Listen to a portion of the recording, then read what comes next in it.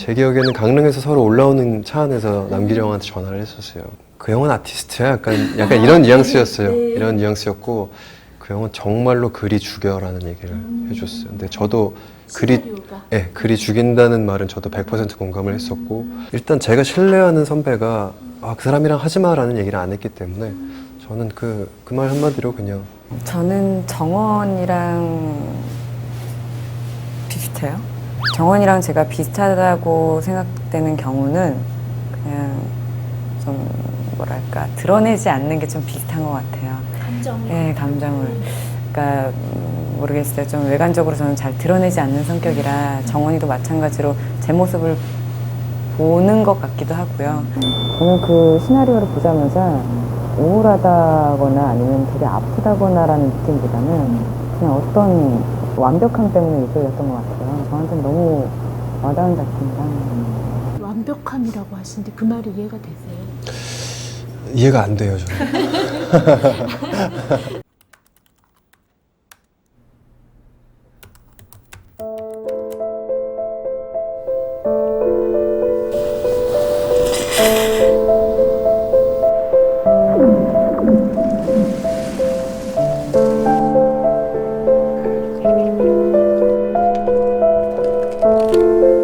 우리 다시 만날 수 있을까요? 그러니까 저는 시나리오를 의심을 안 했고요. 오히려 촬영할 때 정원이가 됐을 때 의심을 많이 했어요. 역할에 대한 의심. 네, 조금 부연 설명하자면 감독님이 또 그렇게 만든 부분이 있어요.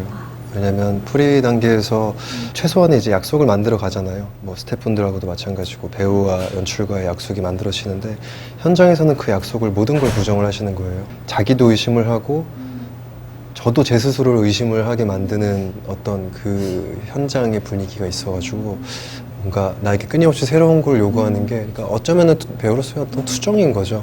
신기하다. 그러면 영화 망하는데 너무 잘 나와요. 그러니까요. 그 멀리서 걷는 걸음걸이까지도 저한테 조정을 하시더라고요. 수아나 조금 더 빨리, 조금 더 힘차게 뭐 그런 식으로 전반적으로 모든 디렉션이 그랬어요. 과연 그런 식의 어떤 적나라한 자살 장면에 대한 생중계가 있었는가 하는 생각을 할 정도로 관객들을 정신 번쩍 차리게 하는 장면이었어요. 실제로 연탄을 마시면서 그렇게 윤리적인 거에 벗어난 행동을 하는 부분에 대해서는 실제로 마셨으면 하는 부분이었나 봐요. 그래서 제가 정말 그 질문에 저는 의심을 했어요. 나에게 정말 마시라고 하시는 건가? 그러다가 금방 끝내시겠지라는 게 뭐 별거 있겠을까라고 생각해서 마시는 순간 정말 맨정신에 마시니까 이게 연기가 되는 게 아니라 사람이 너무 죽겠더라고요. 보통은 제가 그 부분 때문에 감독님한테 여쭸어요. 감독님, 내가 찾아보니까 대부분은 그런 행동을 할 때는 알코올이 들어가거나 술을 같이 겸용해가지고 하는 게 좀 더 아프지 않게라고 들었다.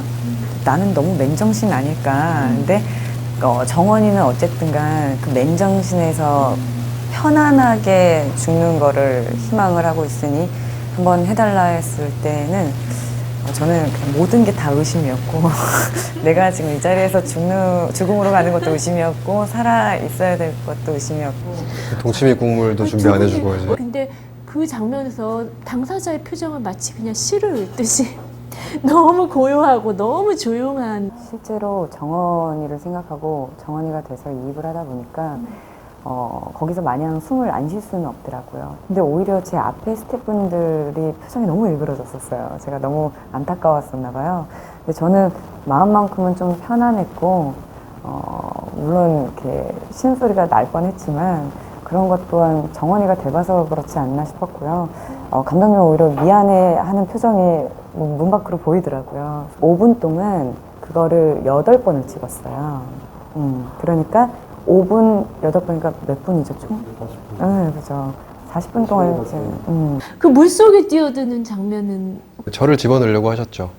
네, 처음부터 저희는 분명히 프리에서 약속을 했는데 직접적으로 좀 들어갔으면 좋겠다라고 계속 저한테 권유를 하고 회유를 하셨는데 실제로 춘천의 호수의 얼음을 깨고 들어가는 거거든요. 네, 근데 아무리 생각해도 앵글상 이게 뭔가 수환이의 저기를 보여줄 수 있는 게 없는 거죠. 그래서 저는 단호하게 거절했습니다. 네. 대신에 나는 손이 엉망이 됐잖아요. 유리창 깨는 장면에서 네. 그렇죠. 그것도 실제로 파편이 막 튀고 그랬다면서요. 그거를 말을 안 해줬어요. 설탕 글라스라는 얘기를 이게 실제라는 얘기를 안 해줘가지고 뭐 실제라는 얘기를 해줬어도 할 수밖에 없는 상황이긴 했는데 스태프들이 막 달려오더라고요. 그래서 왜 그러지 하고 봤더니 이렇게 피가 다 박혀가지고 대못지로 찍은 씬이어가지고 이게 깼을 때 안에 정원이가 보일 가능성이 있으니까 대역을 안에 눕혀놓는다는 얘기를 제가 현장에서 지나가다 막 들었었거든요. 근데 연기하면서 이만한 돌을 집어서 깼는데 이 무게 때문에 이걸 제가 놓쳤어요. 그래서 순간 너무 놀란 게 이게 각도가 잘못되면 거기 누워있는 사람을 칠 수가 있는 거잖아요. 근데 다행히 아무도 안 계시더라고요. 저는 그걸 깨고 나서 컷하고 나서 제일 먼저 확인한 게 너무 심장이 뛰어가지고 혹시나 누가 이것 때문에 다쳤으면 진짜 어떡하지라는. 제가 심장이 다. 네, 지금 말하면서도 약간 떨리는데. 감독님이 좀 거짓말을 많이 하신 것 같아요. 무슨 대역이야. 나는 나보고 부탁을 해서. 거기 누워있으라고? 그 안에 유리창 파편 다 튀는데? 그래. 그래가지고 저는 제가 누워있을 때. 알아버리겠다. 홍 대표님 전화 좀 해주세요. 잠깐 오라 그래.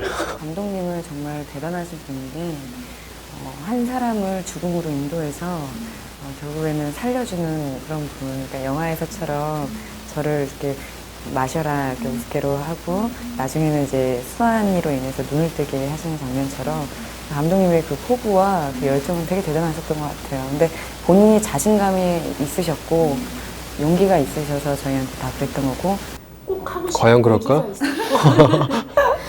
그렇죠. 조창호 감독님 이제 차기작을 만약에 임하게 되는 배우분들이 계시다면은 일면식이 없더라도 꼭 저에게 전화를 했으면 좋겠어요. 네. 배우들끼리의 신뢰가 네, 또 있죠. 네. 네.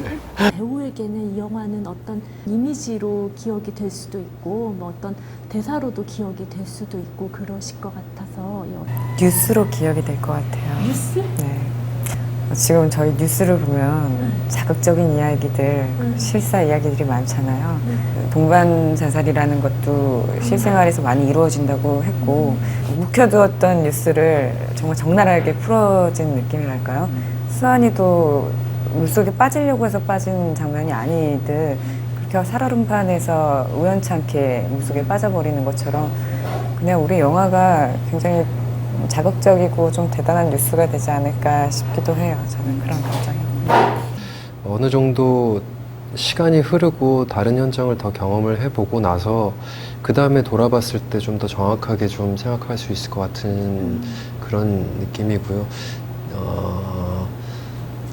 조금 다른 문제인데 마치 제가 좋아하는 자동차를 한번 다 해부해본 느낌처럼 네, 영화 산업에 대해서 좀 많이 공부가 된 어쩌면은 저예산 영화이기도 하고 독립 영화이기 때문에 가능했던 그리고 감독님과의 관계가 그렇기 때문에 운인 것 같아요. 너무 좋은 경험을 한 영화라고 저는 지금으로서는 그게 가장 큰 재산이 된 것 같아요. 이미 건널 수 없는 마지막 한 입. 강을 건너들 좀 무슨 의미인지 차갑게 식어버린 어차피 죽을 거였으니까. 탄탄히 굳어버린 뭉치새